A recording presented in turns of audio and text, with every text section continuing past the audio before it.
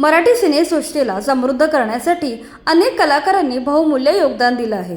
आज आम्ही अशाच एका दिग्गज अभिनेत्याची माहिती सांगणार आहोत, ज्यांनी आपल्या अभिनयाने अनेक वर्ष मराठीसह हिंदी सिनेसृष्टी गाजवली होती। ते महान अभिनेते म्हणजे धुमाळ।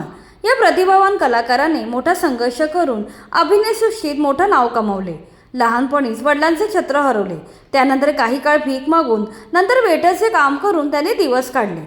पुढे स्पॉट बॉय ते दिग्गज अभिनेता असा त्यांचा प्रवास थक्क करणारा होता।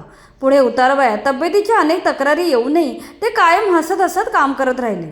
चला तर जाणून घेऊया या महान कलाकाराचा संपूर्ण जीवन संघर्ष। धुमाळ यांचा जन्म 29 मार्च 1914 साली बडोदा येथे झाला। त्यांचे संपूर्ण नाव अनंत बलवंत धुमाळ असे होते। त्यांची आर्थिक परिस्थिती बेताचीच होती। त्या धुमाळ अवघे 10 वर्षाचे असताना त्यांच्या वडिलांचा मृत्यू झाला। घरच्या कर्त्या पुरुषाच्या मृत्यूमुळे त्यांच्या कुटुंबाला एक वेळेचे जेवण मिळणेही अवघड झाले। त्यामुळे सुरुवातीला भीक मागण्याशिवाय त्यांच्याकडे काही पर्याय नव्हता। यातूनही आईला संसारात मदत करण्यासाठी त्यांनी बालवयातच काम करायला सुरुवात केली। त्यांनी आईसोबत रस्त्यावर जाऊन चहा आणि भजी विकण्याचा व्यवसाय केला। मोठा भाऊ या नात्याने आई आणि धाकट्या भावाचे पालनपोषण करण्याची जबाबदारी आपली आहे ही जाणीव ठेवून ते दिवसभर कष्ट करत। या काळात दिवसा रस्त्यावर भीक मागणे आणि संध्याकाळी चहा आणि पकोडे विकणे अशी त्यांची दिनचर्या चालायची। पुढे तरुण वयात त्यांनी एका नाटक कंपनीत नोकरी पकडली। त्या कंपनीत ते जे पडेल ते काम करीत। तेथे सेटवरील माणसांना चहा पाणी देणे, भांडी आणि कपडे धुणे, सेट लावणे अशी अनेक कामे ते करत। या काळात त्यांच्या मनात अभिनयाबद्दल कुतूहल निर्माण झाले। कलाकारांच्या नकला करणे, हास्य विनोद करणे यामुळे अल्पावधीतच ते नाटक कंपनीत प्रसिद्ध झाले। त्यामुळे किरकोळ भूमिका साकारणाऱ्या कलाकारांसाठी बदली नट म्हणून ते छोट्या मोठ्या भूमिका साकारू लागले।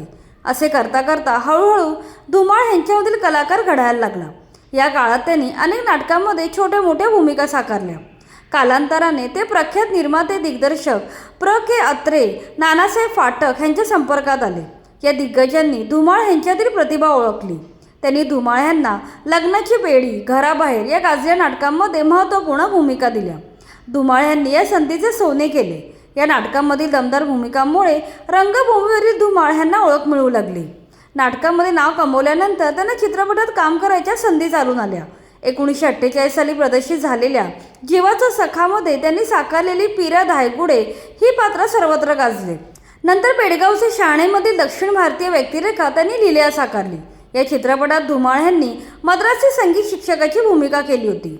या चित्रपटावरून पुढे हिंदीत चाचा चौधरी चित्रपट बनवला गेला, तेव्हा धुमाळ यांनी 30 भूमिका हिंदीतही साकारली। सुरुवातीला काही मोजक्या चित्रपटात काम करूनही एक कसदार अभिनेता म्हणून त्यांना ओळख मिळाली। त्यानंतर त्यांना हिंदी चित्रपटांमधून अनेक ऑफर्स यायला लागल्या।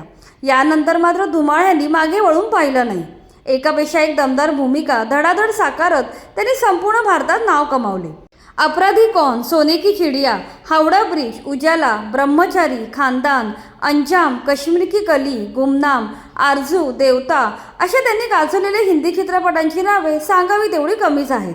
शुभा खोटे, मेहमूद ह्यांच्यासमोर धुमाळ यांची छान गट्टी जुळून आली होती। अनेक चित्रपटात या तिकडीने धमाल उडवून दिली होती। तब्बल 40 वर्ष त्यांनी विनोदी अभिनेता, नायिकेचे वडील ते खलनायक अशा विविध भूमिका साकारल्या। हिंदी चित्रपटसृष्टी गाजवत असतानाही त्यांनी मराठीकडे पाठ फिरवली नाही। मराठीत त्यांचे पेडगावचे शाणे, जगाच्या पाठीवर, नाव मोठं लक्षण खोटं, हा खेळ सावल्यांचा, नांदायला जाते, आयत्या बिळावर नागोबा, पसंत आहे मुलगी, आम्ही जातो आमच्या गावा हे चित्रपट विशेष गाजले। आम्ही जातो आमच्या गावा या चित्रपटातही 3 चोरांपैकी सूर्यकांत, गणेश सोळंकी आणि तिसरे धुमाळ होते।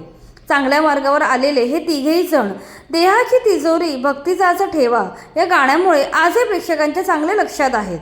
त्यांच्या वैयक्तिक आयुष्याबद्दल बोलायचे तर धुमाळ यांना 1 मुलगा आणि 3 मुली अशी 4 अपत्ये होती। आपल्या पत्नीने फक्त चूल आणि मूल अशा गोष्टीत न अडकता शिक्षण सुद्धा घ्यावे एवढीच धुमाळ यांची इच्छा होती। स्वातंत्र्यपूर्वीचा तो काळ परंपरावादी विचारांचा होता।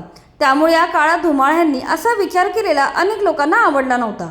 परंतु कोण काय बोलतंय याकडे त्यांनी लक्ष दिलं नाही। आपल्या 40 वर्षाच्या दीर्घ कारकिर्दीत धुमाळ यांनी सुमारे 200पेक्षा जास्त चित्रपटात भूमिका केल्या। उतारवयात ते डायबिटीसमुळे त्रस्त होते। यात मोतीबिंदू झाल्यामुळे त्यांचा एक डोळा काम करत नव्हता। अशा आरोग्याच्या तक्रारींचा सामना करत असतानाच 13 फेब्रुवारी 1987 रोजी वयाच्या 72व्या वर्षी हृदयविकाराच्या तीव्र झटक्याने त्यांचे निधन झाले। जीवनाच्या अखेरच्या क्षणापर्यंत कार्यरत असणाऱ्या या हसतमुख हरहुन्नरी अभिनेत्याचा मृत्यू प्रेक्षकांच्या मनाला झटका लावून गेला.